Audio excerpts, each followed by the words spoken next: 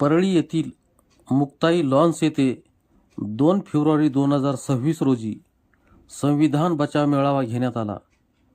लोकशाही टिकविण्याचे आवाहनही या मेळाव्यात करण्यात आले व पत्रकारांचा विशेष सन्मान करण्यात आला. या मेळाव्याचे उद्घाटन महापुरुषांच्या प्रतिमेच्या पूजनाने केली.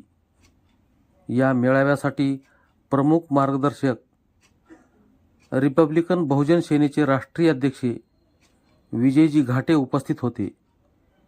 या कार्यक्रमाचे अध्यक्ष प्रदेशाध्यक्ष राजरत्न गायकवाड उपस्थित होते.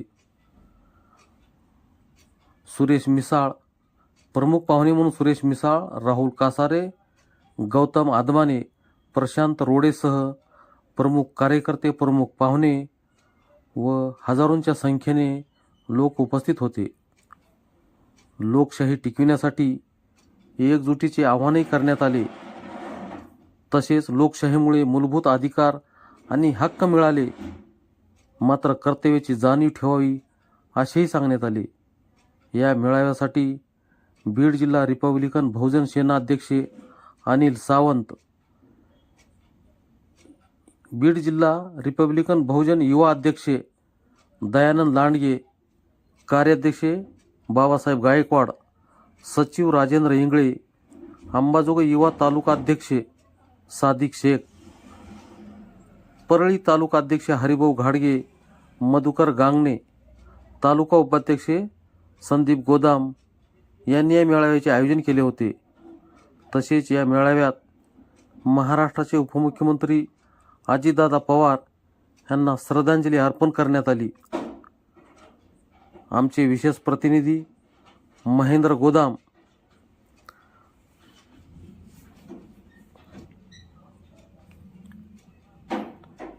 बातमी आवडल्यास लाईक करा व चॅनलवर नवीन असाल तर सबस्क्राईब करण्यास विसरू नका.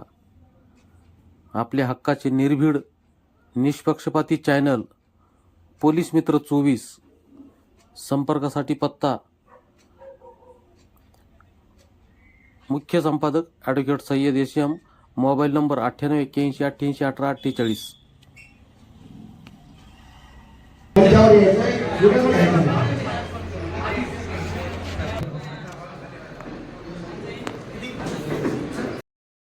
समजत असाल आणि इथला जर आंबेडकरी चळवळीचा बालेकिल्ला जर तुम्ही समजत असाल, जर आपण आज जर कार्यक्रम रिपब्लिकन बहुजन सेनेला घ्यावा लागत असेल, ते विचार करण्याची गोष्ट आहे. माझ्या पत्रकार बांधवांना विनंती आहे, 75 वर्षाच्या नंतर आज आपल्याला संविधान बचावाचा मेळावा घ्यावा लागत आहे. त्याचं कारण एकमेव आहे, भारतीय राज्यघटनेमध्ये ज्या अनुसूचित ज्या 106 दुरुस्त्या झाल्या, त्यामध्ये वेगवेगळ्या प्रकारच्या दुरुस्त्या झाल्या.